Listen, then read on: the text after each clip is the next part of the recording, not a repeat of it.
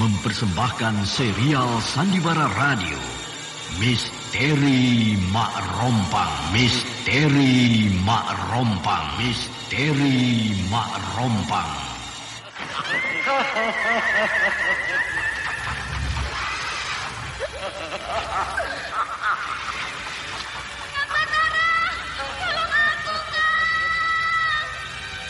Cepat kemari, Wulan. Mak Rompang. Kisah bangkitnya kembali setiap 200 tahun. Seorang anak manusia yang dapat berganti wajah dan wujud. Terkadang menjadi seorang gadis cantik teramat cantik. Terkadang menjadi seorang nenek tua renta buruk rupa yang selalu menimbulkan prahara dan malapetaka mengerikan bagi umat manusia.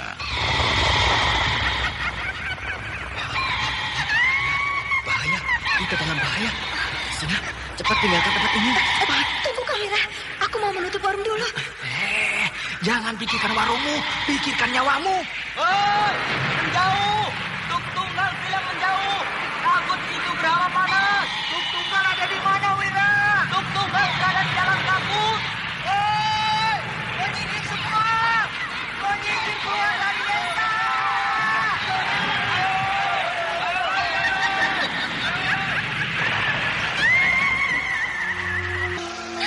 Kang Batara bicara sungguh-sungguh.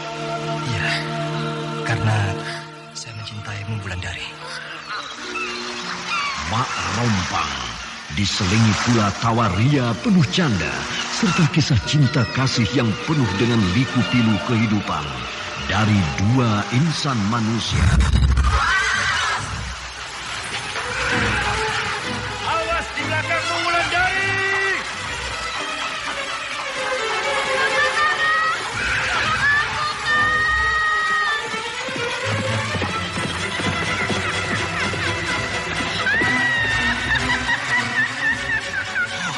Celaka, Wulandari dibawa lari Mak Rompang. Iya.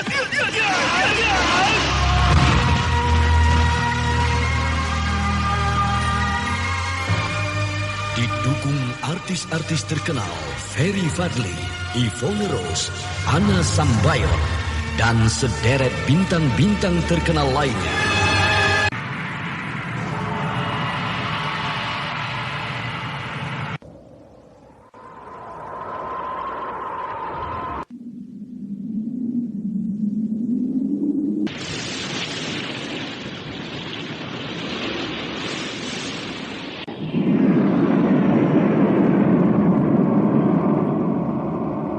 Aku ingin mencari sendiri pembunuh guruku itu.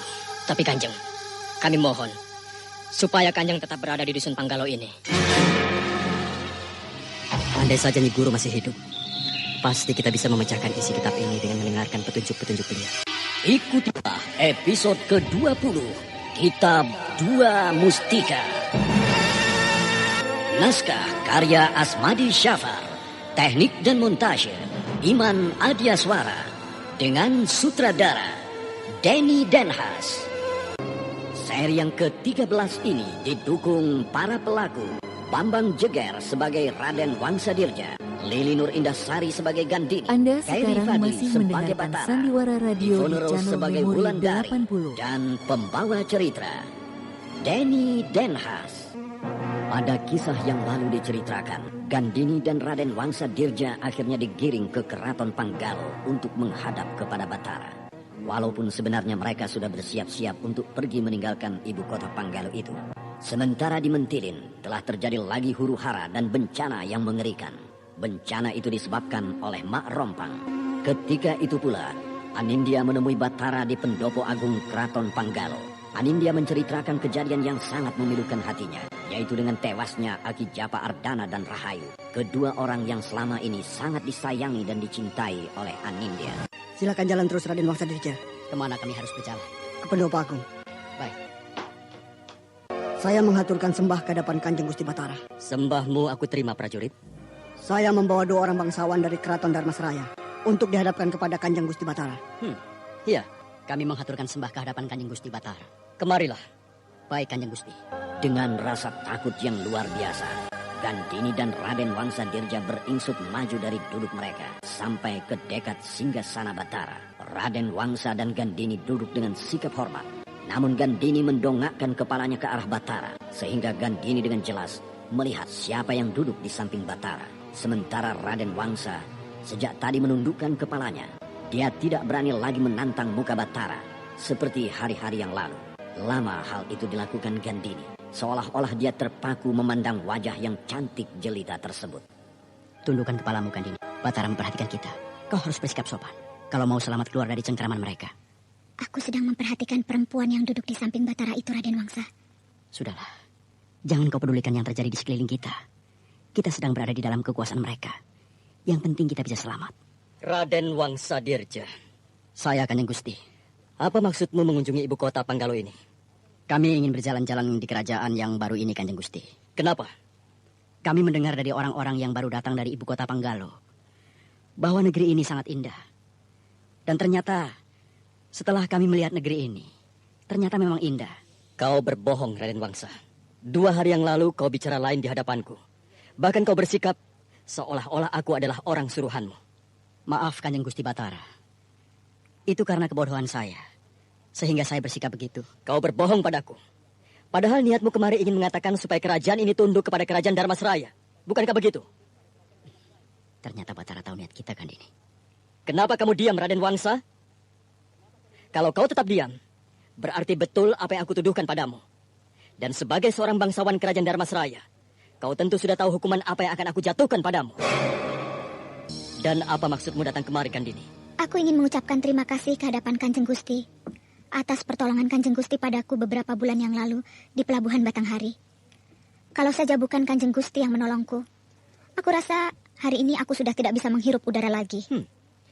Tapi kenapa kau bersekongkol dengan Raden Wangsa selama di ibu kota Panggalo ini, Gandini? Maaf, Kanjeng Gusti. Aku kemari memang menemani Raden Wangsa Dirja. Bahkan kami tidak punya maksud buruk terhadap ibu kota Panggalo ini, kecuali berjalan-jalan menikmati keindahan ibu kota kerajaan ini. Aku kenal denganmu sejak kecil, Gandini. Walau kata-katamu banyak yang tidak cocok dengan apa yang aku dengar dari para petugas sandi kerajaan. Tapi baiklah, aku maafkan tindakan kalian ini. Asal kalian tahu bahwa kerajaan Panggalo bukanlah musuh bagi kerajaan Dharmasraya. Karena bagaimanapun, aku dulu adalah orang Dharmasraya. Bahkan hampir seluruh petinggi kerajaan Panggalo dan hampir seluruh pasukan Panggalo adalah bekas orang-orang Singasari yang memihak kerajaan Dharmasraya. Sehingga tidak mungkin kami memusuhi kerajaan Dharmasraya. Kini silahkan kau angkat mukamu, Raden Wangsa Dirja, dan tatap baik-baik gadis yang duduk di sampingku ini. Sudah tahu siapa yang duduk di sampingku ini, Raden Wangsa Dirja? Sudah, Kanjeng Gusti. Siapa? Gadis ini bernama Anindya, Kanjeng Gusti. Dan adiknya yang bernama Rahayu juga adalah istrimu, bukan, Raden? Betul, Kanjeng Gusti. Kau tahu kenapa adiknya itu tewas, Raden Wangsa? Tahu, Kanjeng Gusti. Karena diterkam binatang buas. Ayahnya? Ayahnya juga tewas diterkam binatang buas. Ternyata kau bukanlah seorang suami yang baik. Sehingga kau tidak tahu kenapa istrimu meninggal.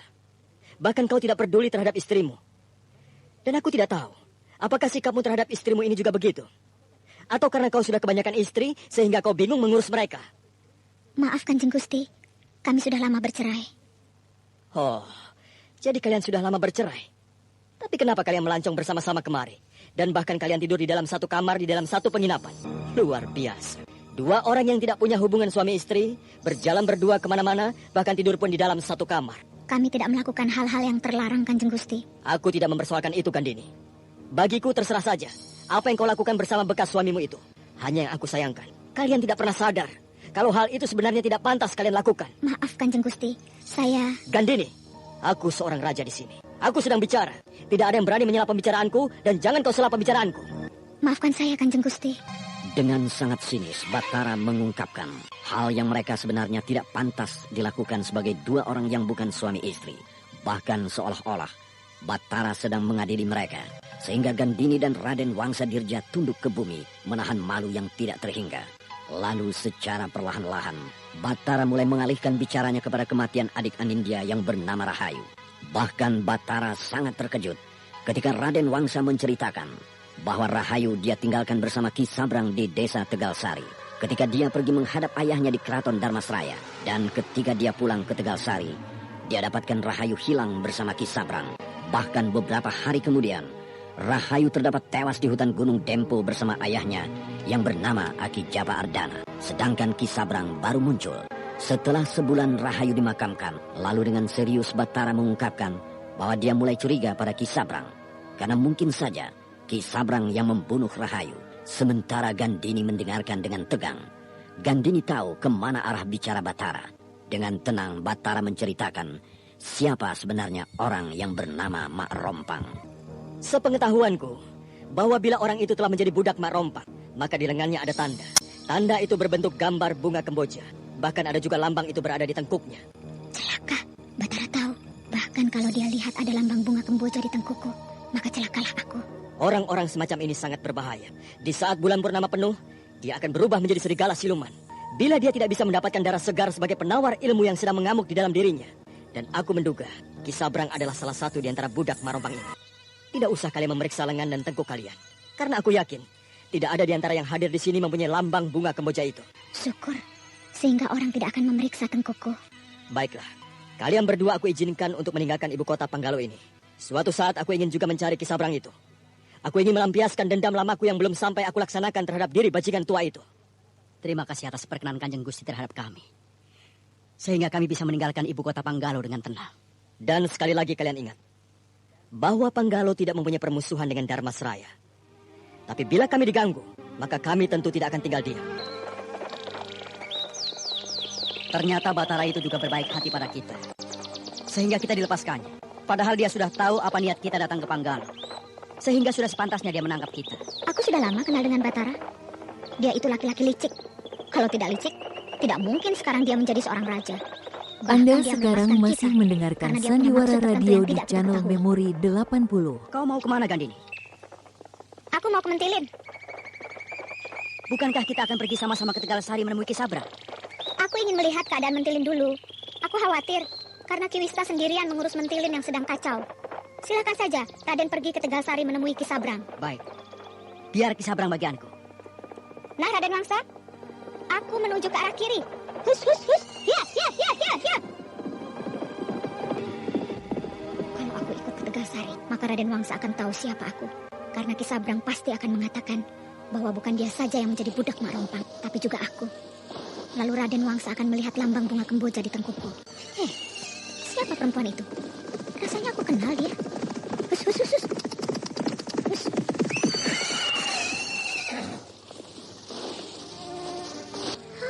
Wulandari. Nah, dia menghadangku. Berhenti! Hus, hus, hus. Hus. Apa maksudmu menghadang jalanku, Wulandari? Karena ada cerita lama yang akan kusampaikan padamu, Gandini. Cerita apa? Kau telah membunuh ibuku ketika kau menyerbu Tegal Sari beberapa tahun yang lalu. Hah, dari mana kau mendapat cerita yang bagus itu? Dari Ki Sabrang? Lagi-lagi Ki Sabrang. Apakah kau tidak tahu kalau Ki Sabrang itu adalah pembohong besar? Aku tahu Ki Sabrang itu siapa.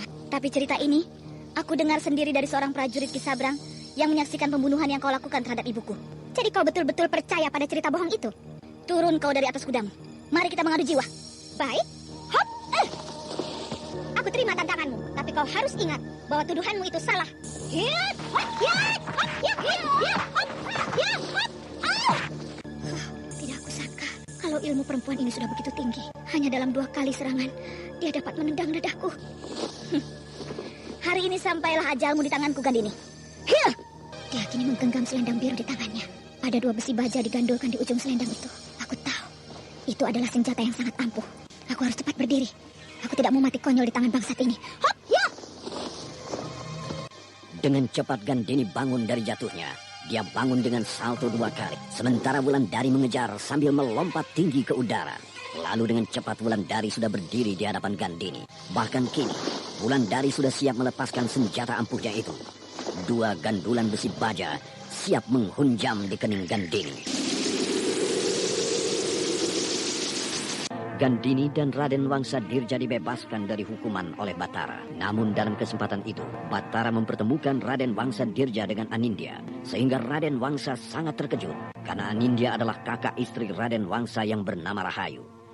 Bahkan dugaan Batara tentang penyebab kematian Rahayu pun diungkapkan. Kematian Rahayu bukan oleh binatang buas, tetapi oleh orang-orang yang telah menjadi budak Mak Rompang. Orang itu akan berubah bentuk menjadi serigala ketika malam bulan purnama tiba, lalu menerkam korban yang telah dibujuknya sejak beberapa hari. Sehingga yang mendengarnya menjadi takut Dan ketika Raden Wangsa serta Gandini bebas, maka Raden Wangsa Dirja langsung menuju Tegal Sari. Dia ingin memastikan keterangan Batara terhadap Ki Sabrang. Sementara Gandini tidak bersedia ikut, karena Gandini takut kalau Ki Sabrang nanti juga menunjuk dirinya bahwa dia pun sebenarnya adalah budak Mak Rompang. Jangan lari kau! Celaka, ujung selendang itu akan menyambar mukaku. Ayo,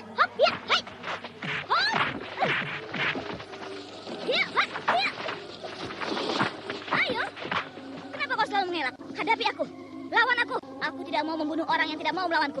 Baik, aku akan hadapi kamu dengan ini. Mari kita mengadu jiwa kan ini. Kita lihat senjata pedang muka yang ampuh atau selendangku yang hebat. Dengan hebat Wulandari menyerang Gandini dengan selendang mautnya, sehingga Gandini hanya bisa menangkis dengan senjata pedangnya. Sementara Wulandari semakin ganas. Dua bandulan besi baja yang terdapat di ujung selendangnya menyambar ke sana kemari, bagaikan mempunyai mata. Bahkan dengan cepat sebuah bandulan besi mengarah ke kening Gandini, sehingga Gandini terkejut bukan main. Maka dengan cepat Gandini mundur ke belakang. Akan tetapi bandulan besi itu tetap mengejarnya, sehingga tidak ada jalan bagi Gandini kecuali menangkis dengan pedang. Ketika kedua benda itu beradu, maka terdengarlah bunyi yang keras sekali. Bahkan pedang Gandini patah dua. Gandini semakin terkejut. Tampaknya perlawanannya terhadap Wulandari sia-sia, sehingga Gandini merasakan bahwa maut sedang mengintainya. Apa yang dipikirkan Gandini itu dapat dibaca oleh Wulandari. Gadis itu mempersiapkan serangan maut terhadap Gandini. Wulandari bersiap untuk menyerang kepala Gandini dengan sebuah bandulan besinya. Sedangkan bandulan besi yang lain ditujukan ke kaki perempuan manis berkulit sawo matang itu. Lalu dalam satu kali kedipan mata, Wulandari melepaskan serangan maut. Sebuah bandulan besinya mengarah ke kaki Gandini. Gandini melangkah mundur, tetapi bandulan besi itu lebih cepat datangnya, sehingga terdengarlah bunyi tulang patah dihajar oleh bandulan besi Wulandari. Gandini menjerit kesakitan, lalu roboh ke tanah. Namun tidak lama, Gandini tersentak karena terdengar olehnya bunyi angin bandulan yang sebuah lagi mengarah ke kepalanya. Gandini tidak bisa berbuat apa-apa. Dia tidak bisa berdiri. Dia kini tinggal memejamkan matanya saja menunggu kematian yang sebentar lagi akan menjemputnya. Namun tiba-tiba tubuhnya bagian melayang ke udara, lalu didudukkan di atas sebuah batu. Gandini membuka matanya. Dia ingin tahu siapa yang telah menolong nyawanya itu. Siapa ke sana? Aku. Aku tidak kenal dengan Aki. Kenapa Aki turut campur dalam urusanku ini? Aku bukan mencampuri urusan kalian berdua, tapi aku melihat bahwa seranganmu sangat berbahaya. Kalau saja perempuan muda ini tidak aku sambar, maka dia pasti akan mati di tanganmu. Aku memang berniat untuk membunuhnya, karena dia telah membunuh ibuku. Kau bernama Wulandari, bukan? Dari mana Aki tahu namaku? Aku sudah hidup 1000 tahun lebih, sehingga aku tahu siapa namamu, dari mana asal-usulmu, dan bagaimana keadaanmu sekarang. Bahkan aku tahu persis siapa kekasihmu, siapa ibumu, dan siapa ayahmu. Aku tidak mau mendengarkan bualanmu itu, Aki. Kini jangan halangi aku. Aku ingin membunuh perempuan yang telah membunuh ibuku itu. Oh, silakan. Kalau kau ingin membunuhnya. Tapi ingat, kalau kau membunuh atas tuduhan karena dia telah membunuh ibumu, itu salah besar. Karena aku tahu betul bahwa dia tidak pernah membunuh ibumu. Dari mana Aki tahu? Bukankah sudah sejak tadi aku katakan bahwa aku tahu semuanya? Karena aku sudah hidup sejak 1000 tahun yang lalu. Bahkan apa yang sekarang dilakukan kekasihmu yang bernama Batara itu pun aku tahu. Dia seorang raja yang memerintah sebuah negeri bernama Panggalo. Sedangkan di sampingnya duduk seorang gadis yang sangat cantik. Kecantikan gadis itu tidak kalah dengan kecantikanmu, Wulandari. Kalau kau masih tidak percaya padaku, silahkan tanya pada Gandini yang tengah menahan sakit ini. Karena dia baru saja datang dari Panggalo. Laki-laki tua ini rasanya bisa dipercaya. Hanya yang aneh, bahwa dia sudah hidup 1000 tahun lebih. Sedangkan tubuhnya seperti seorang kakek berumur 70 tahun. Rupanya kau meragukan umurku, Wulandari. Dia tahu apa yang aku pikirkan. Aku tidak bohong. Umurku betul-betul telah lebih dari 1000 tahun. Bahkan ketika Mak Rompang hidup, aku tahu kisahnya. Aku harus hati-hati. Aku sedang berhadapan dengan orang yang berilmu tinggi. Kan mungkin saja yang berdiri di hadapanku ini bukan manusia. Nah, sekarang terserah kamu. Apakah kau mau membunuh Kandini atau kau akan menyusul kekasihmu ke Panggalo? Lalu kau bisa lihat dengan mata kepalamu sendiri bahwa kekasihmu itu memang mempunyai kekasih yang lain selain dirimu. Kata-kata orang tua ini bisa aku terima. Apalagi melihat usianya yang sudah sangat panjang itu. Tentu dia mempunyai pengalaman hidup yang tidak terkira banyaknya. Biasanya seorang raja tidak hanya mempunyai seorang istri. Seorang raja akan mempunyai istri lebih dari satu. Makin banyak istri seorang raja, maka makin berwibawalah raja itu. Dan jangan-jangan kau hanya akan dijadikan selirnya. Sedangkan gadis yang duduk di samping singgasananya sekarang, itu yang akan dijadikan permaisurinya. Siapa Aki ini sebenarnya? Aku bernama Aki Lumut. Apakah kata-kata Aki Lumut ini bisa dipercaya? Aku sudah bilang, umurku sudah sangat tua. Pengalaman hidupku tentu sudah sangat banyak. Untuk apa lagi aku berbohong? Sudah tidak ada gunanya. Aku sudah puas menikmati hidup ini. Sehingga apa yang aku katakan tadi bukanlah kebohongan. Tapi kenyataan yang aku lihat sendiri. Aduh, kakiku. Apa yang dikatakan Aki Lumut itu betul, Wulandari. Aduh, aku baru saja menghadap Batara di dalam keraton Panggalo. Aku melihat dengan mataku sendiri bahwa ada seorang gadis yang cantik jelita duduk di samping singgasana Batara. Aduh, kakiku. Gadis itu mirip denganmu. Dan tampaknya gadis itu adalah calon istri Batara. Mirip denganku? Jangan-jangan gadis itu Anindya. Kalau tidak salah, nama gadis itu memang Anindya. Aduh. Ya, kalau kau tidak ke sana, paling-paling nanti kau hanya akan jadi selir Batara. Aku tidak mau jadi selir Batara. Dan aku tidak mau Batara mempunyai istri lebih dari satu. Batara adalah milikku satu-satunya. Tidak ada orang lain yang boleh merebutnya dari sampingku. Nah, kalau begitu, cepatlah kau pergi ke Panggalo sebelum semuanya terlambat bagimu. Baik, aku akan ke sana. Hiya. Selamat kau Kandini. Dia rupanya percaya apa yang aku katakan, sehingga dia pergi ke Panggalo. Terima kasih Aki Lumut. Terima kasih. Kalau bukan Aki Lumut yang menolongku, mungkin aku sudah mati hari ini. Ya. Aku harus menolongmu, karena kau adalah anak sahabatku. Aduh. Ayo. Kaki kananku tidak bisa digerakkan. Mari aku periksa. Iya, Ki.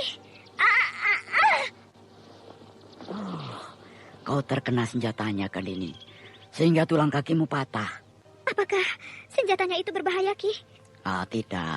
Tapi senjatanya itu bisa mematikan kalau saja bandul besinya mengenai kepalamu. Karena pukulannya luar biasa keras. Ilmu gadis itu tinggi sekali, sehingga kau tidak bisa berbuat apa-apa ketika menghadapinya. Apakah kakiku bisa sembuh, Aki? Bisa. Asal kau mau aku obati. Terima kasih, Aki. Nah, kau tunggu di sini.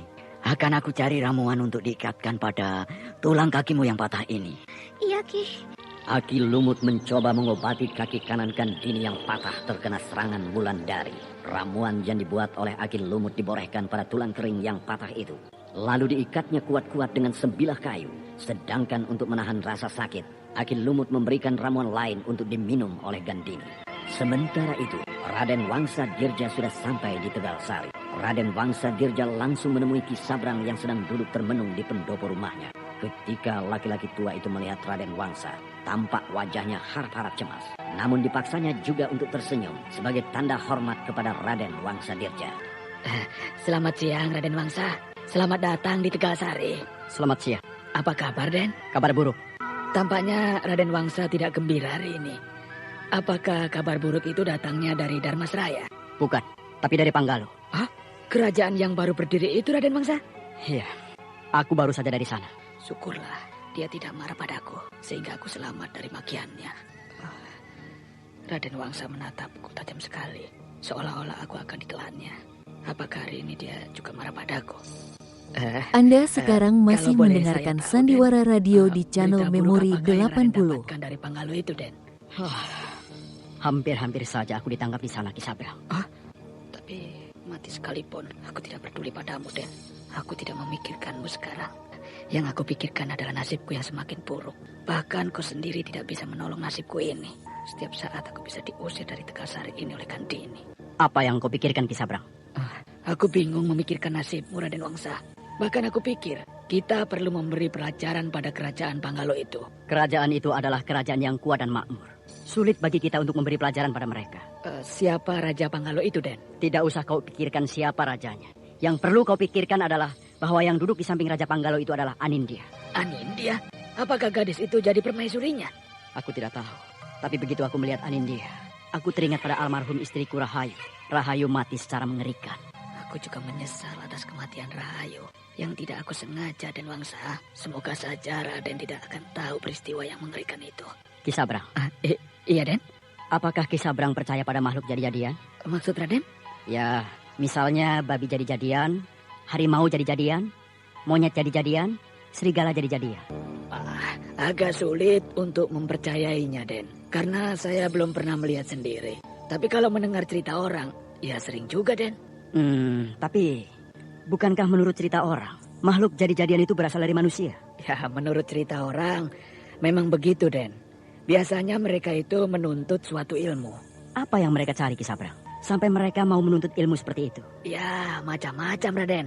Ada yang mencari kekayaan, ada yang mencari kedikjayaan, ada yang mencari perlindungan. Di mana mereka menuntut ilmu siluman seperti itu, Ki Sabrang? Biasanya di gunung-gunung, di tempat-tempat yang sepi, di gua-gua, di balik air terjun. Entahlah, Den, saya tidak pernah tahu. Lalu, apa tandanya bagi manusia siluman seperti itu, Ki Sabrang? Wah, saya tidak tahu, Den. Saya tidak pernah bertemu dengan manusia siluman seperti yang diceritakan orang-orang. Ki Sabrang, kalau yang aku dengar, manusia seperti itu ada tandanya. Misalnya manusia harimau. Bibir atasnya biasanya rata. Tidak ada legoknya. Aku jadi curiga. Raden Wangsa bicara soal manusia siluman. Jangan-jangan dia ingin menguji aku. Sudahlah, Ki Sabrang. Repot dan pusing bila kita bercerita tentang hal-hal aneh seperti itu. Betul, Den. Wah, hari ini aku lesu sekali. Tolong pegang tanganku, Ki Sabrang.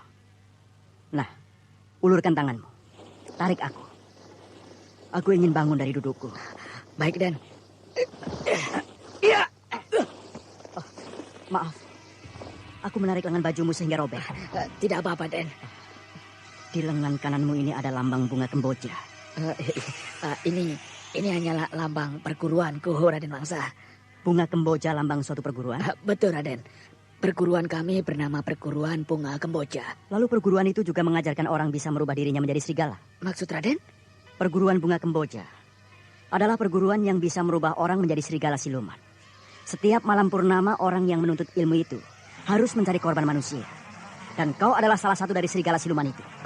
Raden salah duga. Saya bukan menuntut ilmu siluman seperti itu, Raden.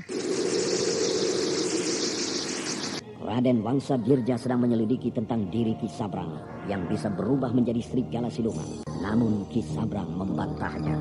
Betul, Raden Wangsa Dirja. Aku bukanlah kelompok orang yang menuntut ilmu siluman. Lambang bunga kemboja di lenganku ini pertanda aku bergabung di dalam perguruan kembang kemboja.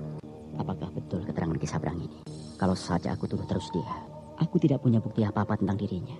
Kecuali tentang lambang kemboja ini. Bahkan aku tidak pernah melihat dia berubah menjadi serigala. Lepaskanlah tanganku ini, Den. Percayalah padaku, aku bukan orang yang Raden maksudkan. Lalu, bagaimana Rahayu sampai tewas secara mengerikan begitu? Ya, mungkin oleh orang lain, Den. Percayalah. Baiklah, aku lepaskan dia sebelum aku punya bukti. Lepaskanlah tanganku ini, Den. Atau apakah aku perlu bersumpah dengan memotong tanganku yang ada lambang bunga kemboja ini? Baiklah, Ki Sabrang. Aku lepaskan. Tidak ada gunanya aku mencekal lenganmu. Terima kasih, Raden. Ternyata Raden masih percaya padaku. Malam ini kebetulan malam bulan purnama. Pasti malam ini adalah malam yang ditunggu-tunggu oleh penuntut ilmu serigala siluman. Aku ingin mengintip Ki Sabrang. Kalau dia betul-betul manusia serigala, maka malam ini pasti dia mencari mangsanya. Tolong serigala di kejauhan. Apakah Ki Sabrang sudah berubah menjadi serigala? Tolong serigala itu bertambah banyak. Berarti Ki Sabrang sudah bertemu dengan kawan-kawannya yang lain. Aku terlambat. Aku harus segera mencari Ki Sabrang.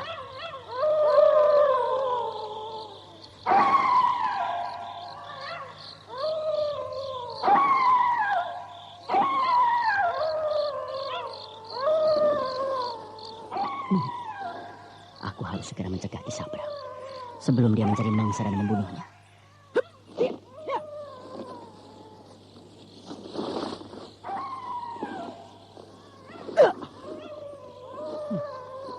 Ki Sabrang tidak ada di dalam kamar. Pasti dia sudah keluar dari rumah ini. Pasti dia sudah bergabung bersama serigala-serigala siluman yang lain. Aku akan kejar dia.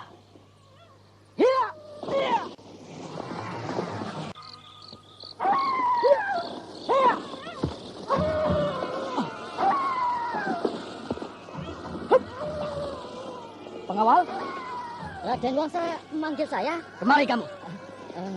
Siaga Raden Wangsa. Apa kerjamu di sini? Raden Wangsa menjaga pintu regol. Apa kau melihat Ki Sabrang melintas di sini tadi? Lihat, Den. Kapan? Sebelum bulan purnama penuh malam ini. Kemana pergimu? Ya itu, Den. Ke sana. Ke arah Bukit Karang itu, Den.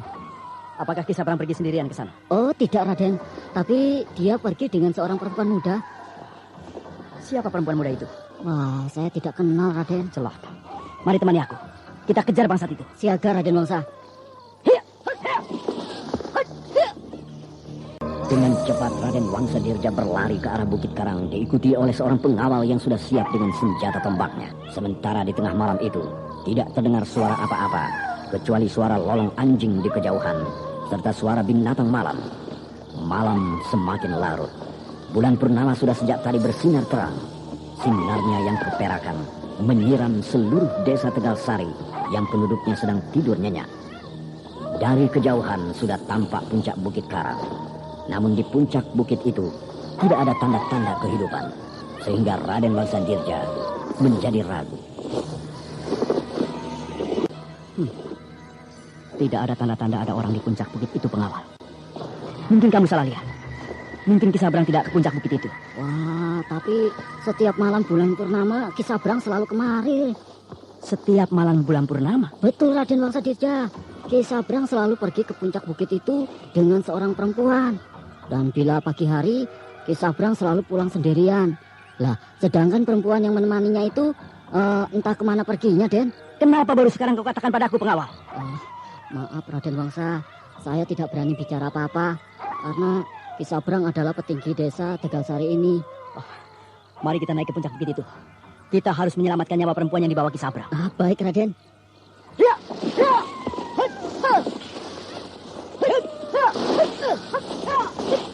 Tunggu.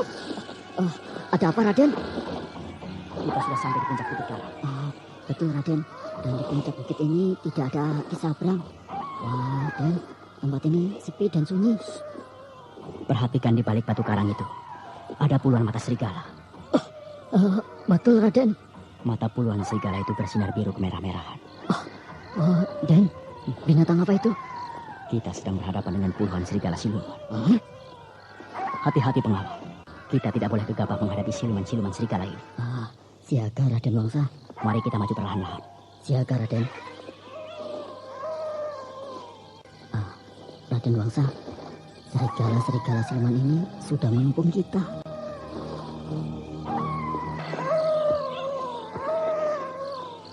Celaka.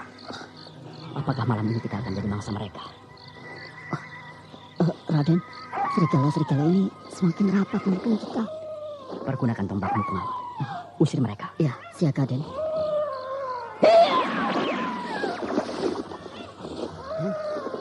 Seekor serigala kena tombak saya, Den. Mana?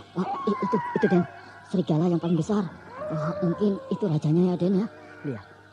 Serigala yang terluka itu mulai hilang perlahan-lahan. Serigala siluman. Tubuhnya betul-betul sirna perlahan-lahan. Bahkan serigala-serigala yang lain juga begitu.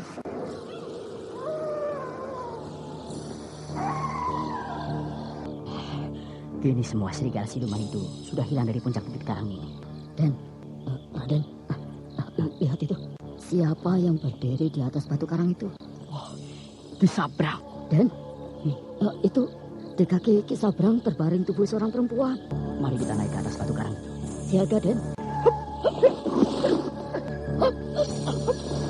Ki Sabrang, aku sudah punya bukti sekarang bahwa kau adalah siluman serigala. Raden salah sangka padaku. Ki Sabrang, mulutmu masih berlumuran darah. Sedangkan perempuan malang itu tewas di kakimu dengan lehernya robek dan kau terkam. Dan aku yakin istriku Rahayu juga kau bunuh dengan cara seperti itu. Raden Wangsa jangan coba-coba mendekatiku. Kalau tidak mau disambar oleh keris keramat si buntungku ini. Kau harus mati, Ki Sabrang. Karena sudah banyak korban yang kau bunuh. Mari Raden Wangsa, kita mengadu jiwa. Kalau itu yang Raden inginkan, ayo. Dengan disinari bulan purnama, kedua orang itu bertarung di puncak Bukit Karang. Sementara pengawal yang mengiringi Raden Wangsa Dirja hanya bisa menonton perkelahian itu. Dengan bertubi-tubi, Raden Wangsa menyerang Ki Sabrang yang memang tidak bisa berkelahi itu. Sehingga dalam sekejap, Ki Sabrang sudah terdesak hebat. Bahkan Anda sekarang masih mendengarkan Sandiwara Radio di channel Memori 80. Namun Ki Sabrang tampaknya tidak mau menyerah. Dia ingin mati malam itu karena dia sudah merasa malu. Lalu ketika sebuah tusukan keris Raden Wangsa Dirja mengarah pada dada Ki Sabrang, maka tiba-tiba seekor ular merah yang berekor buntung menyerang balik ke arah Raden Wangsa Dirja, sehingga Raden Wangsa Dirja menarik mundur serangannya itu.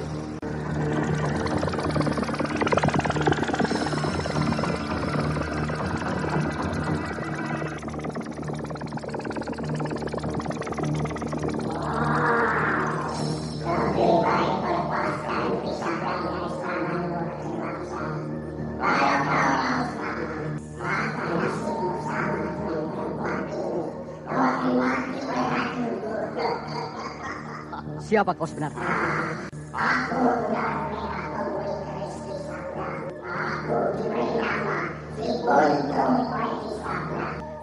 Hati-hati, Den. Ular merah ini sangat berbisa. Kali ini kau selamat, Ki Sabrang. Tapi lain kali, aku harus menuntut balas atas kematian istriku Rahayu. Bagaimana Kandini? Sudah sembuh betul kakimu? Sudah, Aki Lumut. Berkat perawatan Aki selama ini. Ternyata kau sudah bisa menginjakkan kaki kananmu dengan baik. Kau berjalan tidak pincang lagi. Iya, Aki. Aku sangat gembira. Tapi tadi malam aku sangat tersiksa. Karena tadi malam adalah malam bulan purnama. Rasanya seluruh tubuhku akan berubah menjadi serigala siluman. Ya, untuk sementara. Kau tidak akan berubah menjadi serigala. Karena aku telah memberimu pencegahnya. Tapi untuk seterusnya, kau harus menemukan kitab dua mustika itu. Sehingga kau bisa mengobati dirimu sendiri. Terima kasih, Aki Lumut. Raden Wangsa menyelidiki tentang kembang kemboja yang terdapat pada lengan Ki Sabrang.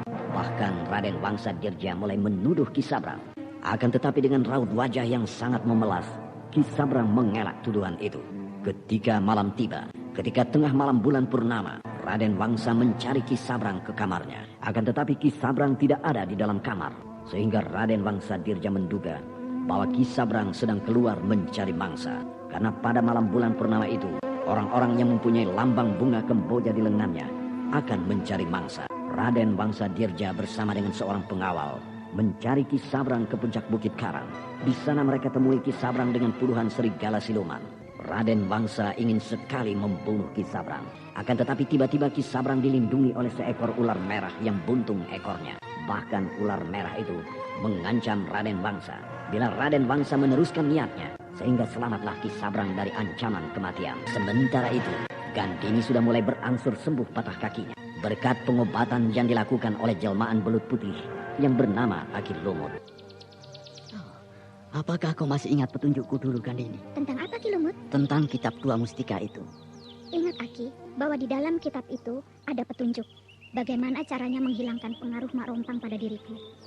Bahkan bisa menghilangkan lambang bunga kemboja yang terdapat di tengkuku ini. Dan bila lambang bunga kemboja ini hilang, maka aku terbebas dari pengaruh sihir Mak Rompang. Aku terbebas dari ancaman menjadi serigala siluman setiap bulan purnama. Apakah kau masih ingat di mana kitab dua mustika itu disimpan? Ingat, cuma aku tidak tahu dengan pasti di mana kitab itu disimpan. Bahkan kalau aku pikirkan, kitab itu pasti disimpan di Telaga Sore. Betul dugaanmu. Kitab itu memang disimpan di Telaga Sore. Dan apakah kau tahu tempat apa namanya di sekitar kita ini? Hah? Apakah ini Telaga Sore? Hah? Betul. Tempat ini adalah Telaga Sore. Tempat ini selalu ditutupi kabut. Bukan. Bukan. Kita sudah 1 minggu di sekitar tempat ini. Tempat ini bukan Telaga Sore. Karena tidak ada telaga di sekitar tempat ini. Oh, jadi betul-betul ada telaga di Telaga Sore itu, Ki Lumut? Ya, dinamakan Telaga Sore. Karena suasana di tepi telaga itu seolah-olah sore hari. Walaupun hari ketika itu pagi, ketika suasananya terasa sejuk. Wah, aku belum pernah ke sana. Tentu sangat indah Telaga Sore itu, Ki Lumut. Memang indah, cuma aku sudah lama tidak ke sana. semenjak Telaga Sore itu ditempati oleh Nyi Sepi. Bagaimana, Ki? Kita pergi ke sana sekarang sambil mencari kitab dua mustika? Sabar. Telaga Sore itu tidak jauh dari sini. Hah? Tidak jauh? Apakah kau masih ingat pertemuanmu dengan Wulandari minggu yang lalu di sini? Pertemuan itu tidak akan aku lupakan seumur hidupku, Aki. Karena kakiku menderita patah di dalam perkelahian menghadapi Wulandari. Nah, bukankah Wulandari itu murid Nyi Sepi? Wah, aku betul-betul kagum pada Ki Lumut. Karena Ki Lumut tahu seluk-beluk hidup Wulandari. Bukankah aku sudah bilang bahwa aku bisa mengetahui kehidupan siapa saja karena pengalaman hidupku yang begitu lama. Kemunculan Wulandari tentu tidak jauh dari padepokan Telaga Sore, karena dia tidak mungkin pergi jauh dari sarangnya, karena di dalam sarang itu ada kitab berharga yang harus dia jaga. Kenapa aku tidak berpikir ke sana, Ki Lumut? Tidak usah menyesali diri sendiri. Yang penting sekarang kita cari jalan masuk ke Telaga Sore, Kandini. Baik, Ki. Di sebelah mana letaknya Telaga Sore itu? Kalau tidak salah di sebelah sana. Ki Lumut tidak salah. Tidak, pohon beringin tua itu masih berdiri di sana. Aku ingat betul tentang pohon beringin itu. Ketika suatu kali aku pergi ke Telaga Sore untuk merendam diriku di dalam telaga yang indah. Mari, Ki, kita ke sana. Tunggu. Ada apa, Ki? Jangan gegabah melangkah menuju Telaga Sore. Kenapa, Ki? Di sekeliling Telaga Sore itu telah diberi pagar gaib oleh Nyi Sepi, sehingga tidak satu pun yang bisa masuk ke sana. Baik manusia biasa maupun segala macam dedemit dan siluman. Ternyata mereka orang-orang penakut, sehingga perlu memagar diri dari segala macam ancaman yang datang dari luar Telaga Sore. Ya, memang begitu. Namun kalau kita pikir lebih seksama lagi, sebenarnya mereka ingin tenang.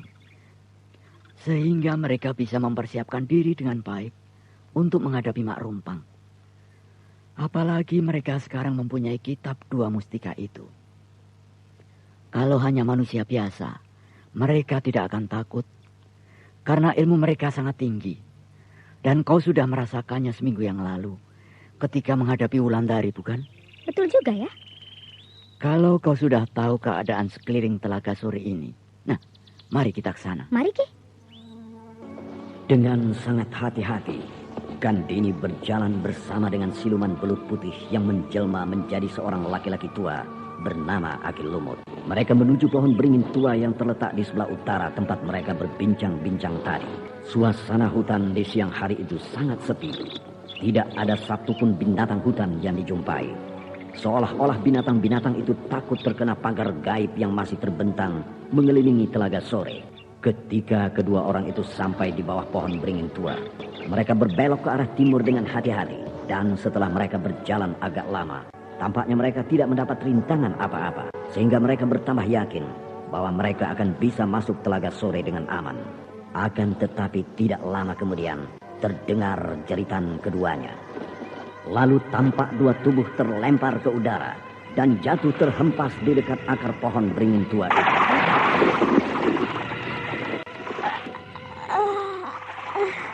Aduh. Luar biasa. Apamu yang sakit, Kandini?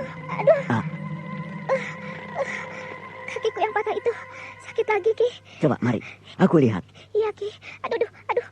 Tidak apa-apa. Betul begitu, Ki? Mungkin karena kau baru sembuh, sehingga kakimu terasa ngilu ketika kau terhempas tadi.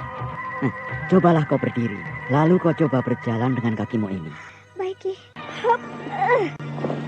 Ayo jalan. Coba jalan. Jangan berdiri saja. Iya, Ki. Nah, bagaimana? Iya, hanya terasa agak ngilu sedikit. Iya. Sungguh ramai ibu kota Panggalo ini. Makmur dan damai. Pantas banyak orang yang berdatangan kemari. Kenapa orang-orang itu berbondong-bondong ke pendopo keraton? Ada apa ya? Hei, Nyai, mau kemana? Ada laki-laki yang memanggil-manggilku dari dalam warung itu.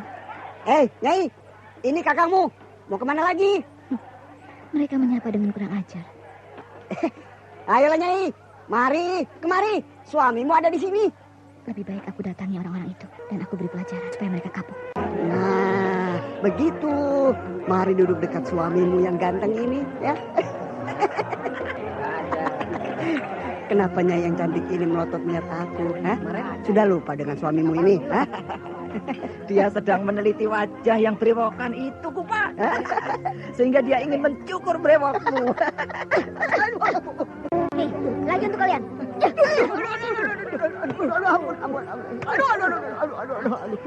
Kalau kalian masih kurang senang, mari hadapi aku. Ayo,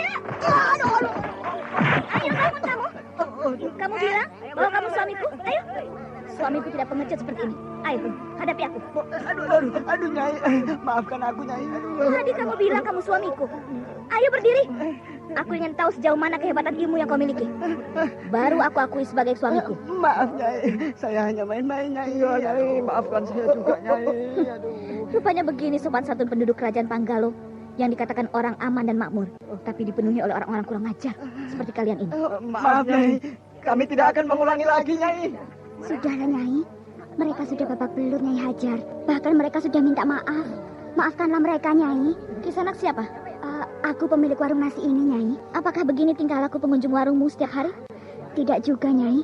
Mereka sebenarnya pemuda-pemuda yang baik. Lalu kenapa mereka kurang ajar begitu padaku tadi? Mungkin karena mereka terkesima melihat kecantikan Nyai, sehingga mereka tergoda untuk mengganggu Nyai. Iya ya. Kenapa aku jadi marah begini ya? Aku tidak sadar kalau aku cantik, sehingga wajar kalau banyak laki-laki yang menggodaku. Sudah, bangun kalian. Iya, baik. Aku peringatkan, lain kali kalian jangan kurang ajar terhadap siapa saja. Karena sikap kalian ini bisa membuat nama kerajaan Panggalo menjadi buruk. Iya, Nyai. Pergilah. Iya, baik, Nyai. Iya. Mari, Nyai. Nyai mau minum apa? Maaf, Kisanak. Aku tidak bermaksud mengunjungi warungmu ini. Aku kemari karena ingin memberi pelajaran pada dua orang pemuda tadi. Tidak apa-apa, Nyai. Aku tahu Nyai datang dari jauh. Pasti Nyai haus.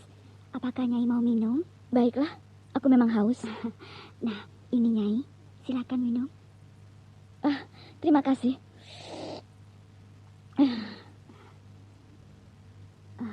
Sebenarnya Nyai dari mana? Dan tujuan Nyai mau kemana? Aku datang dari jauh, dari Mentilin. Aku ingin menemui Raja Panggalo ini. Ingin bertemu dengan Kanjeng Gusti Batara? Iya. Wah, Nyai, Kanjeng Gusti susah ditemui. Kalau tidak penting sekali. Tapi coba saja, Nyai. Siapa tahu Nyai bernasib baik. Sehingga Kanjeng Gusti berminat untuk mengambil Nyai jadi permaisurinya. Bukankah Kanjeng Gustimu itu sudah punya permaisuri? Tidak, Nyai. Jangankan permaisuri. Selir saja Kanjeng Gusti belum punya. Betul begitu? Betul, Nyai. Kisanak, ya. Kenapa orang-orang ramai menuju pendopo kerajaan? Hari ini adalah hari perkenan Kanjeng Gusti untuk bertatap muka dengan segenap rakyat Panggalo, Nyai. Kanjeng Gusti akan mendengarkan keluhan-keluhan rakyat Panggalo selama Kanjeng Gusti tidak ada. Apakah kau tidak ikut bersama-sama dengan mereka? Iya, Nyai. Sebentar lagi aku juga akan ke sana. Dan kalau Nyai mau, silakan Nyai ikut ke sana bersama-sama dengan saya.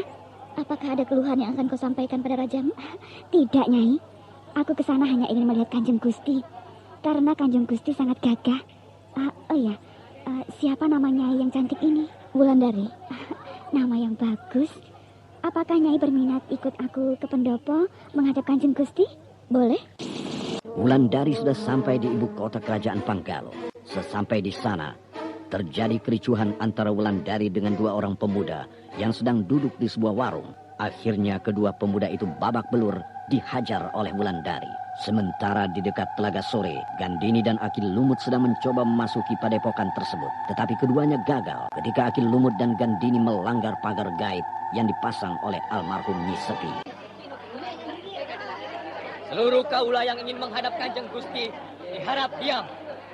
Sebentar lagi Kanjeng Gusti akan datang dan duduk menempati singgasana kerajaan. Kanjeng Gusti Batara memasuki pendopo keraton. Aturkan sembah terhadap Kanjeng Gusti.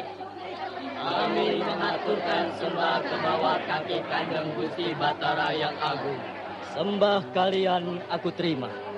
Mari Wulandari, angkat kepalamu supaya kamu bisa melihat kegagahan Kanjeng Gusti Batara. Iya, Naksi.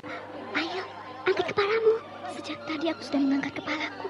Nah, bagaimana? Gagah kan Kanjeng Gusti Raja Panggalo ini? Iya, gagah.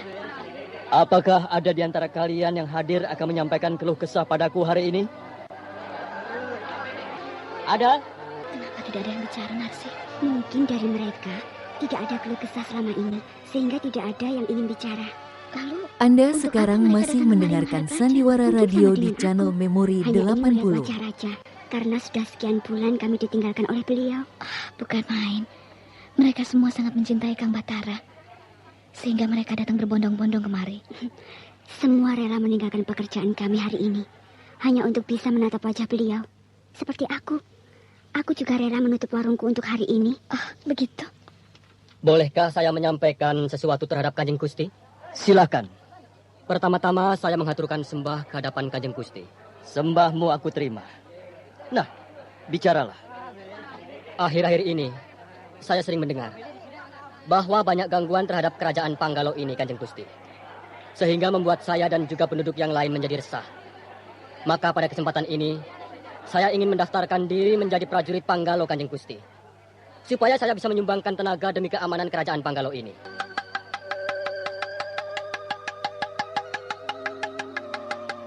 Ternyata kamu adalah pemuda Panggalo yang baik. Sama dengan pemuda-pemuda Panggalo yang lain. Namun, keamanan negeri Panggalo ini masih bisa terjaga baik. Walau ada beberapa kali terjadi gangguan yang tidak berarti. Namun kalau kamu memang berminat menjadi prajurit Panggalo, silakan nanti kamu menemui Kanjeng Senopati Panggalo untuk dilatih menjadi prajurit yang baik dan terampil. Terima kasih, Kanjeng Gusti. Ada lagi di antara kalian yang akan menyampaikan keluh kesah padaku hari ini? Tidak ada? Tidak ada, Kanjeng Gusti. Baiklah, kalau tidak ada, aku yang akan bicara pada kalian semua. Akhir-akhir ini ibu kota Panggalo sangat ramai dikunjungi oleh orang-orang dari berbagai negeri. Sehingga kerajaan Panggalo ini bertambah dikenal oleh negeri yang lain. Dikenal karena kemakmurannya dan dikenal karena keamanannya. Namun di antara para pengunjung itu, ada beberapa orang yang bukan hanya sekedar berkunjung dan melancong kemari. Tapi mereka mengadakan pengintaian terhadap kegiatan kerajaan. Mereka mengadakan penyelidikan terhadap kekuatan pasukan Panggalo. Sehingga terjadilah keresahan-keresahan yang baru saja disampaikan oleh salah seorang kawan kalian tadi. Namun hal ini dapat diatasi dengan cepat oleh kerajaan terhadap hal-hal seperti ini. Sehingga Panggalo tetap aman dan tentram. Namun aku ingatkan pada kalian, berhati-hatilah terhadap orang asing yang masuk ke ibu kota Panggalo ini. Terutama mereka yang tinggal lama. Namun jangan dilupakan, tetaplah ramah terhadap orang asing. Karena kita adalah bangsa yang ramah terhadap siapa saja. Kau buka lagi warungmu, Narsi? Pengunjung hari ini banyak sekali, Wulan. Sayang kalau warung ini tutup. Narsi, ada apa? aku ini orang asing di ibu kota Panggalo ini. Berarti aku harus diwaspadai. Bukan begitu kata rajamu tadi? Iya, Wulan. Berarti kau mengawasi aku, bukan? Dan secara diam-diam kau akan melapor kepada rajamu, bukan begitu? Tidak, aku percaya padamu bahwa kamu bukanlah orang yang akan mengganggu ketentraman Panggalo. Tapi kamu adalah pelancong biasa. Terima kasih, kau telah mempercayai aku. Iya Narsi, aku dengar bila setiap Raja Panggalo duduk di singgasana, Raja Panggalo itu pasti ditemani oleh seorang gadis cantik. Tapi kenapa tadi tidak ada gadis yang cantik itu? Kata orang memang begitu, Wulan. Itulah sebabnya orang tadi berduyun-duyun datang menghadap raja.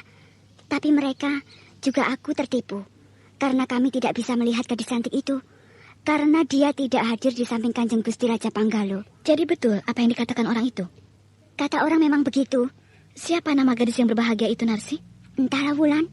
Tapi gadis itu memang cantik sekali. Cantik sekali ya? Namun tidak tertutup kemungkinan kalau kamu melamar jadi selir Kanjeng Gusti. Karena aku anggap kamu cocok sekali, Wulan. Aku tidak mau jadi selir Kakang Batara. Aku harus jadi istrinya. Atau tidak sama sekali. Wulan, bukankah niatmu datang ke Panggalo ingin menghadap Kanjeng Gusti? Apakah kamu menghadap untuk jadi selir Kanjeng Gusti Batara? Tidak jadi. Aku tidak jadi menghadap. Kenapa? Jangan mundur dulu, Wulan. Sebelum ada kepastian dari Kanjeng Gusti Batara. Maaf, aku datang kemari bukan untuk melamar jadi selirnya. Aku hanya datang ingin melihat kegagahan Raja Panggalo. Cuma itu. Dan kamu tidak tertarik dengan kegagahan Kanjeng Gusti? Entahlah, aku tidak tahu. Apakah kamu bermaksud pulang hari ini, Wulan? Rasanya aku ingin menginap semalam di ibu kota Panggalo ini, Narsi. Kalau kamu mau, aku menawarkan kamu menginap di warungku ini. Walaupun kecil, tapi kamu boleh tidak bayar. Daripada kamu menginap di penginapan. Terima kasih atas kebaikanmu. Narsi tertidur pulas. Kesempatanku untuk keluar.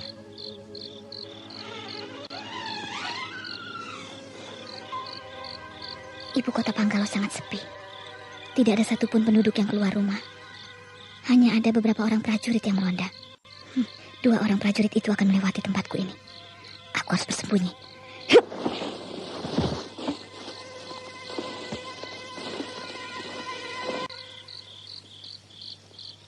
Mereka hanya sekedar lewat. Mereka tidak curiga sedikit pun kalau ada orang asing di dalam ibu kota ini yang berkeliaran malam hari. Aku harus cepat sampai di pinggir tembok keraton Panggalo sebelum kedua prajurit itu kembali lagi kemari. Di sini juga sepi. Sekarang kesempatanku untuk melompat naik ke atas tembok keraton Panggalo ini. Keraton Panggalo ini cukup besar, tapi aku perlu mencari di mana keputrannya. Aku ingin membekuk gadis cantik yang disimpan di dalam keputran Panggalo. Dengan gerakan yang enteng, Wulandari melompat dari satu hubungan atap ke hubungan atap yang lain. Lompatan Wulandari itu tidak menimbulkan suara, sehingga tidak mungkin terdengar oleh orang-orang yang berada di bawahnya. Ketika Wulandari sampai di atas keputran, Wulandari mengintip ke bawah. Tetapi di sana sepi. Tidak ada satupun gadis cantik yang dilihat oleh Wulandari. Yang ada hanya beberapa dayang yang sedang tertidur pulas. Wulandari menjadi penasaran. Wulandari melompat lagi ke hubungan yang lain. Kini Wulandari yakin bahwa lompatannya dari satu hubungan ke hubungan yang lain tidak akan terdengar oleh orang-orang di bawah sana. Namun dugaan Wulandari itu salah. Di saat Wulandari melompat di atas sebuah hubungan yang cukup besar, penghuni di bawahnya tersentak bangun. Penghuninya tidak lain adalah Batara. Dengan cepat, Batara bangkit dari tidurnya. Pemuda yang sudah dinobatkan menjadi Raja Panggalo itu bersemedi sejenak, menenangkan hatinya. Lalu dengan enteng, Batara melompat ke atas hubungan sambil menggenggam sebuah senjata. Celaka, ada bayangan orang berdiri di hubungan lain. Orang itu tidak boleh melihat kehadiranku. Aku harus bersembunyi. Kakang Batara, alangkah malunya aku kalau Kakang Batara tahu bahwa aku yang bersembunyi di atas hubungan atap ini. Seolah-olah aku memata-matai Kakang Batara. Seolah-olah aku tidak percaya pada dirinya. Pengawal, coba lihat di balik tembok keraton. Di sini tidak ada siapa-siapa. Mungkin orang itu sudah lari keluar keraton. Siaga, Gusti. Aku harus cepat kembali ke warung Narsi sebelum mereka menemukan aku.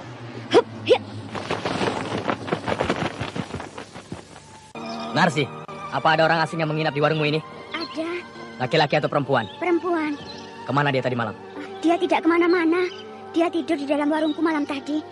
Ada apa, pengawal? Tadi malam ada orang mencoba masuk ke dalam keraton melalui hubungan atap, tapi tidak jadi. Karena Kanjeng Gusti terbangun dan mencoba mengejar orang itu. Tapi orang itu cepat sekali hilangnya. Laki-laki atau perempuan? Tidak jelas, tapi mungkin laki-laki. Ya sudah, kau juga harus hati-hati terhadap tamumu yang menginap di dalam warungmu itu. Kalau ada hal-hal yang mencurigakan dari dia, segera melapor ke keraton. Iya, terima kasih. Rupanya Kakang Batara mengadakan pemeriksaan ke seluruh ibu kota pagi ini karena dia tidak berhasil menangkapku. Ada apa, Narsi? Kenapa sepagi ini kau sudah didatangi oleh pengawal-pengawal keraton itu?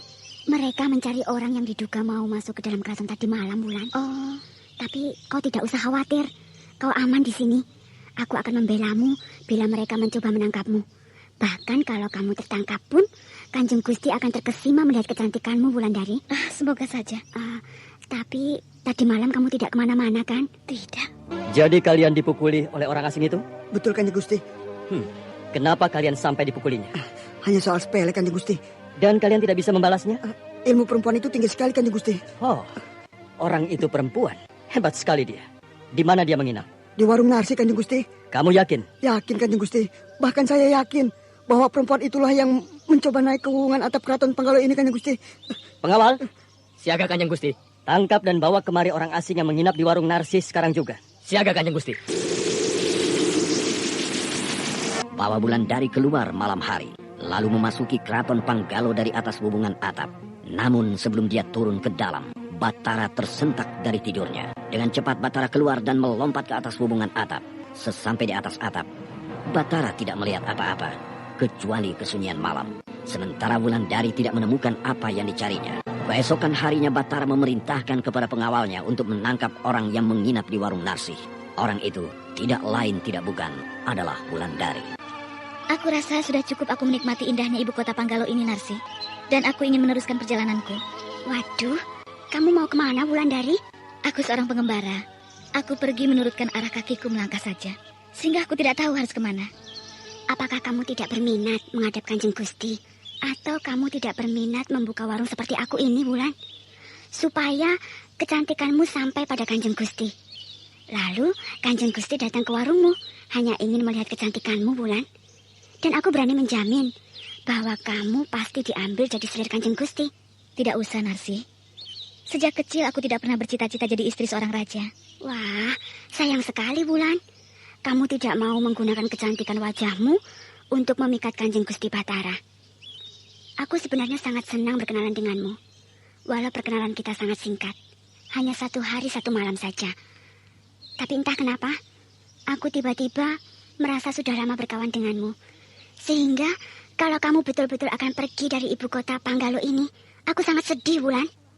Lain kali, kalau aku ada waktu, aku pasti akan jalan-jalan lagi kemari. Dan aku pasti akan menginap lagi di warungmu ini. Baiklah, Wulan. Narsi, aku berangkat. Aku ucapkan terima kasih atas kebaikanmu padaku. Tidak usah kamu pikirkan. Dan hati-hati di jalan ya. Iya. Narsi. Waduh, banyak sekali pengawal-pengepung warungku ini. Hei, apa kamu tidak mendengar? Iya, ada apa? Kami diperintahkan oleh Kanjeng Gusti untuk menangkap perempuan yang menginap malam ini di warungmu ini. Kenapa? Karena perempuan itu telah berbuat onar di ibu kota Panggalo. Tidak, dia tidak pernah berbuat apa-apa di sini. Aku tahu betul itu. Karena seharian dan semalaman perempuan itu bersamaku di sini. Bukankah kemarin pagi dia telah memukul 2 orang pemuda yang sedang duduk di warungmu ini? Oh, itu memang betul. Tapi kejadian itu karena 2 orang pemuda itu yang lebih dulu mengganggunya. Bahkan pemuda-pemuda itu sudah bicara kotor padanya. Dan dia juga telah mencoba memasuki keraton Panggalo di malam hari, bukan? Itu bohong. Dia tidak kemana-mana tadi malam. Dia tidur di warungku ini sampai pagi. Jangan kau berdebat dengan kami. Lebih baik kau suruh keluar perempuan itu, supaya kami hadapkan kepada Kanjeng Gusti Batara. Perempuan itu tidak ada. Dia Anda sudah pergi sekarang tadi. masih mendengarkan Sandiwara Radio di channel Memori aku tidak 80. Hei, kawan-kawan, periksa warung Narsi ini. Seret perempuan asing itu keluar dari warung ini. Dia tidak ada. Tidak perlu memeriksa warungku. Kau jangan menghalang-halangi tugas kami yang diperintahkan oleh Kanjeng Gusti. Ayo kamu. Ayo keluar. Ayo cepat keluar. Ayo. Kamu harus kami seret ke hadapan Kanjeng Gusti. Ayo cepat seret aja. Kenapa harus warungku yang diobrak-abrik? Ayo. Tidak ada. Ini kosong di sana. Wah, perempuan itu tidak ada di dalam warung. Tidak ada? Iya. Narsi, kemana perempuan itu kau sembunyikan? Aku tidak tahu dia pergi kemana. Dia sudah pergi sejak tadi meninggalkan ibu kota Panggalo ini. Kalau begitu, kau harus aku bawa ke hadapan Kanjeng Gusti. Kenapa aku? Kenapa harus aku yang dibawa? Karena kau telah menyembunyikan pengacau kerajaan di dalam warungmu. Ayo, seret dia. Aku tidak mau. Tidak. Aku tidak mau. Tidak. Lepaskan aku. Lepaskan. Jangan seret aku. Diam kau. Diam. Jangan seret aku ke sini. Diam. Kenapa pengawal-pengawal Kakang Batara itu menyeretmu? Ayo cepat. Ikut. Ayo. Jangan berontak. Ayo. Jangan lawan. Aku akan menolongmu, Narsi. Tenangkan hatimu. Lepaskan dia. Siapa kau? Aku yang kalian cari. Dan lepaskan perempuan itu. Wulan, tolong aku, Wulan. Tolonglah aku, Wulan. Lepaskan dia. Atau kalian akan menanggung akibatnya. Kepung dan tangkap perempuan ini. Ayo, kepung dia. Ayo.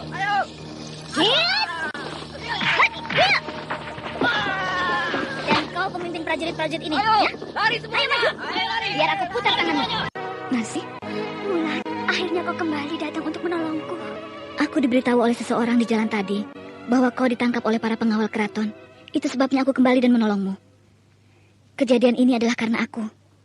Bukankah mereka datang untuk menangkap aku? Betul, Wulan. Dan sebaiknya kau cepat pergi. Pasti pengawal-pengawal itu akan datang lagi dalam jumlah yang besar. Mari, kau ikut bersama aku.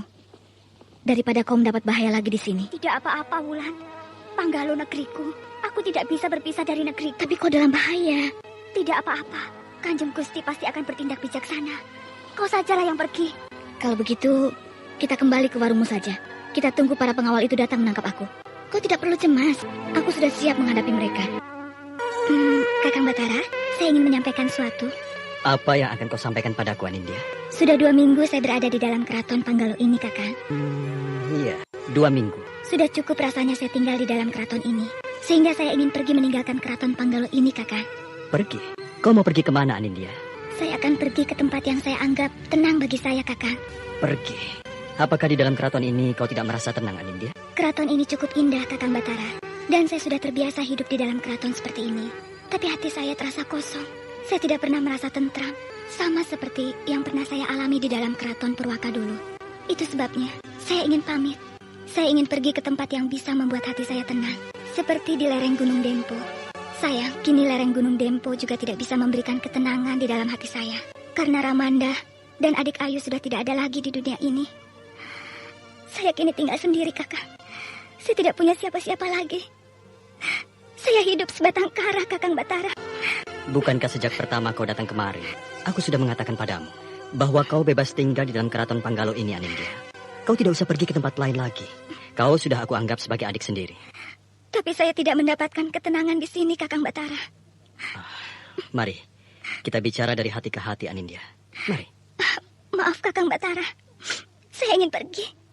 Saya ingin mencari ketenangan di lereng gunung yang sepi. Di dalam lembah yang subur. Aku tahu perasaanmu, Anindya. Mari. Mari ke sini. Duduklah. Saya tidak perlu duduk, Kakang. Saya ingin pergi. Saya ingin pergi ke tempat yang sepi.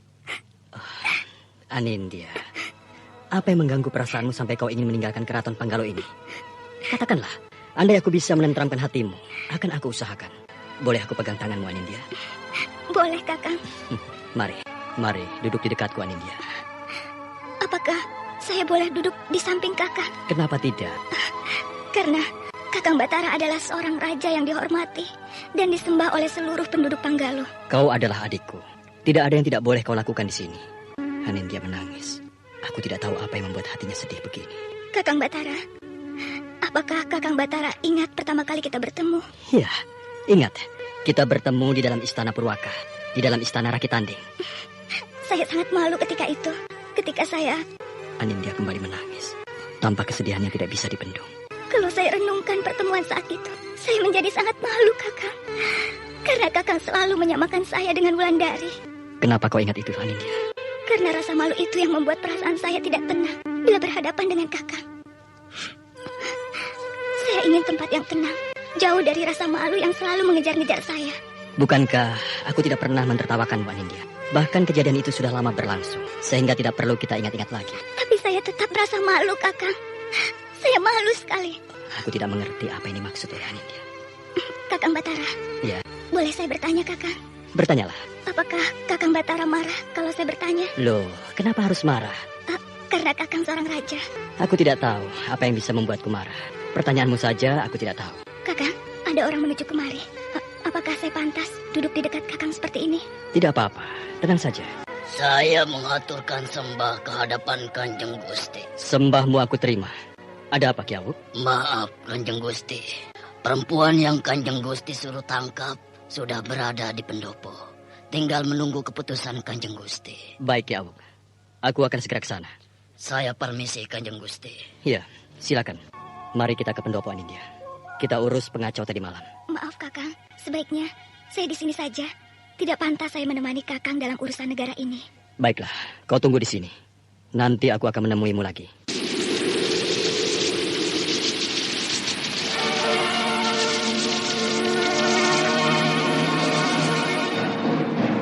Demikianlah tadi serial Sandiwara Radio Misteri Mak Rompang episode ke-20 Kitab 2 Mustika.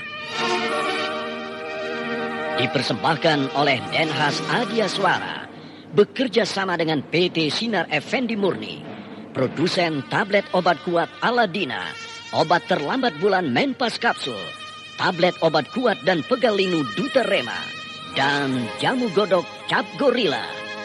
Terima kasih atas perhatian Anda. Sampai jumpa.